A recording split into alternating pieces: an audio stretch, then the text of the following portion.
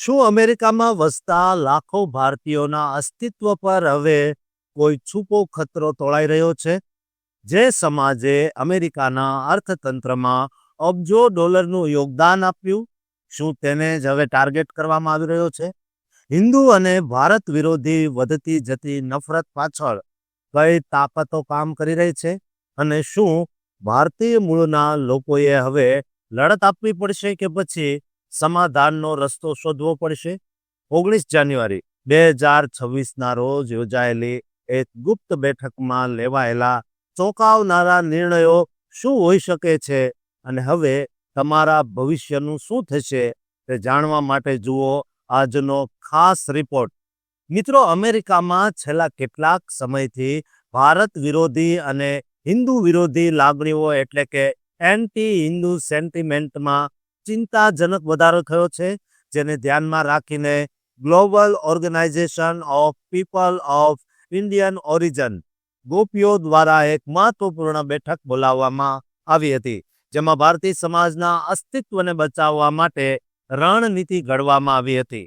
આ સભાનું સંચાલન ગોપીઓના ચેરમેન ડોક્ટર થોમસ અબ્રાહમ દ્વારા કરવામાં આવ્યું હતું અને આ બેઠકમાં સ્પષ્ટ કરવામાં આવ્યું છે કે ભારતીય અમેરિકનો પર થતા હુમલા અને નફરત ભર્યા ભાષણો એટલે કે એન્ટી ઇન્ડિયન રેટરિક પાછળ કોઈ મોટો સમુદાય નહીં પણ માત્ર મુઠ્ઠીભર કટ્ટરપંથી લોકોનો હાથ છે, જેઓ અમેરિકાના મુખ્ય પ્રવાહના મૂલ્યોનું પ્રતિનિધિત્વ કરતા નથી. આ બેઠકમાં ભારતીય સમાજના અજોડ પ્રદાનની ચર્ચા કરવામાં આવી હતી, કારણ કે આજે અમેરિકાના અર્થતંત્રમાં ભારતીય મૂળના લોકો વાર્ષિક $600 અબજ યોગદાન આપે છે, જે એક અત્યંત પ્રભાવશાળી આંકડો છે. સિલિકોન વેલીના 20% જેટલા સ્ટાર્ટઅપ્સ આજે ભારતીયો ચલાવે છે અને મેડિસિનથી લઈને આઈટી અને ફાઇનાન્સ સુધીના દરેક ક્ષેત્રમાં આપણું વર્ચસ્વ છે. છતાં પણ ઓનલાઈન નફરત અને વંશીય ભેદભાવ એટલે કે રેશિયલ પ્રોફાઇલિંગની ઘટનાઓ સતત વધી રહી છે, જેનું મુખ્ય કારણ આર્થિક ચિંતા અને કુશળ ઇમિગ્રેશન એટલે કે સ્કિલ્ડ ઇમિગ્રેશનનું રાજકીયકરણ માનવામાં આવે છે.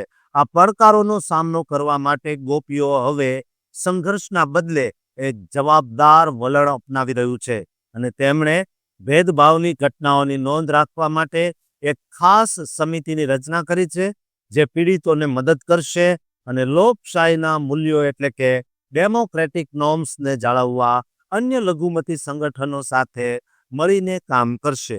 આ બેઠકમાં એ વાત પર પણ ભાર મૂકવામાં આવ્યો કે ભારતીયોએ પોતાની સંસ્કૃતિ પર ગર્વ રાખવાની સાથે સાથે અમેરિકાના સામાજિક માળખામાં ભળી જવું એટલે કે એસિમિલેશન પણ એટલું જ જરૂરી છે અને તેના માટે સ્થાનિક પ્રવૃત્તિઓ તેમજ લોકતાંત્રિક પ્રક્રિયાઓમાં સક્રિય ભાગ લેવો જોઈએ. નેતાઓએ ભલામણ કરી છે કે ભારતીયોએ મતદાનમાં ભાગીદારી વધારવી જોઈએ અને અન્ય સમાજ સાથે મળીને સામાજિક સુમેળ એટલે કે સોશિયલ હાર્મની વધારવા માટે કાર્ય કરવું જોઈએ. ગોપીઓ દ્વારા મીડિયા અને નીતિ ઘડવૈયાઓ એટલે કે પોલિસી મેકર્સ સાથે સંપર્ક સાધીને ખોટા પ્રચાર અને નફરત ફેલાવતી સામગ્રી એટલે કે ડિજિટલ હેટને રોકવા માટે પણ પ્રયાસો કરવામાં આવશે.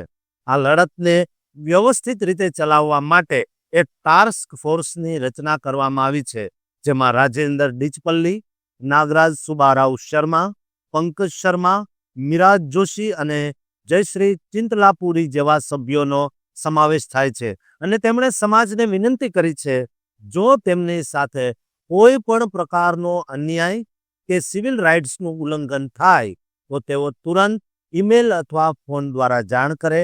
આ લડાઈ માત્ર ભારતીયોના હિત માટે નથી, પણ જે દેશને આપણે ગર્વથી આપણું ઘર કહીએ છીએ તે સમાજને મજબૂત કરવાની પણ છે અને શાંતિપૂર્ણ સહઅસ્તિત્વ એ જ આપણો મુખ્ય મંત્ર છે.